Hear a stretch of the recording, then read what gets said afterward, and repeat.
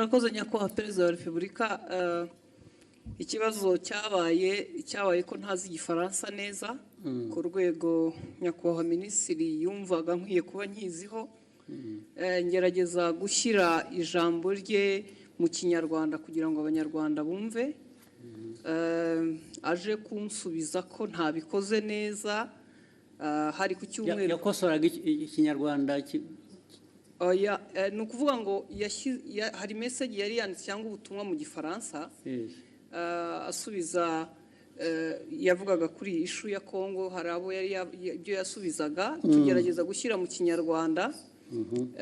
Ngira ngo ntitwabivuga neza nk'uko igifaransa kibivuga tugenekereje. Ariko se kuvuga neza hari icyo mwanyuranyijeho se cyo yavugaga?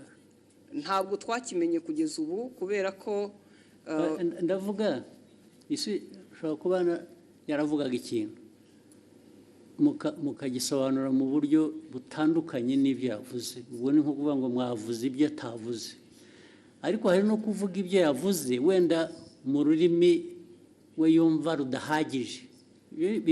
Biratandukanye.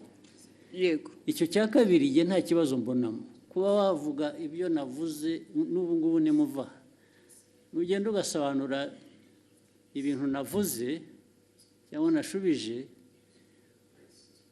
mu nzira iyo nabishyiragamo, ariko wenda ururimi rukagobwaho akantu gato, ntabwo njye nabibonamo ikibazo. Ariko ugiye ugahindura ibyo navuze Yesu ukavuga ko navuze no, ubwo biba byahinduye isura. Aho niho nagira ikibazo. Niko byagenze or what happened? Ntabwo twigeze duhindura icyo yavuze, nuko tutakivuze mu gifaransa ngira ngo cyanyacyo, kuko na message utabisobanuye mu kinyarwanda ngo gihwanye n'igifaransa cyiza yavuze. Noneho ushaka intambara z'ubusa kweri. hanyuma aza gusubiza. Ndabyibuka hari ku cyumweru, ngira ngo hari nuko nari njyenyine iyo mba ndi kumwe n'undi aba yarangiriye inama itari igisubizo natanze, kuko naje mvuga nti ntiwigeze utubwira ikosa twakoze ngo turikosore, kuko we yagaragazaga ko dukwiye gusubira kwiga igifaransa. Kandi koko sinkizi, ariko abo dukorana bamwe baba bagerageje. Ngira ngo naho habaye kutumvikana na nyuma ndisegura kuko ntari ku rwego wenda rwo gusubiza. Ariko wiseguriraga iki? Ko nashubije minisita ndi umunyamakuru muri urwo buryo. N'ubu ndacyasaba imbabazi. Oya, bishoboka.